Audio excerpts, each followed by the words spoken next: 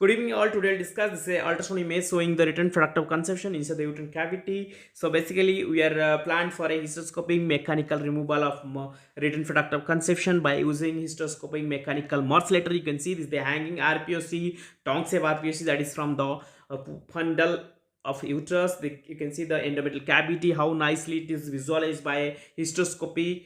You can see this the hypermic changes in the because of the post abortion case.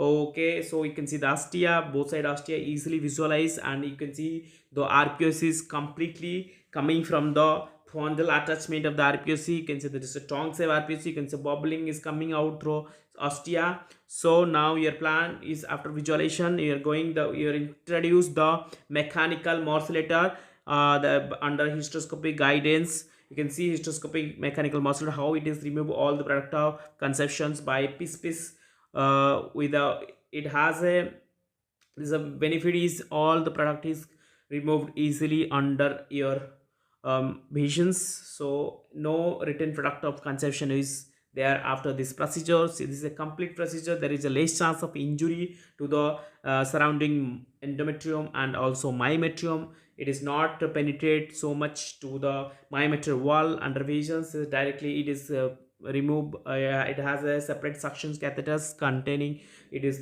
suctioning all the are related product of conception. Now you can see the endometrial cavity is completely empty. There is no RPSC retains, and there is decreased chance of adhesion because you are not doing any curatives here, because histoscopy only remove the targeted lesions, targeted by structures has to be removed.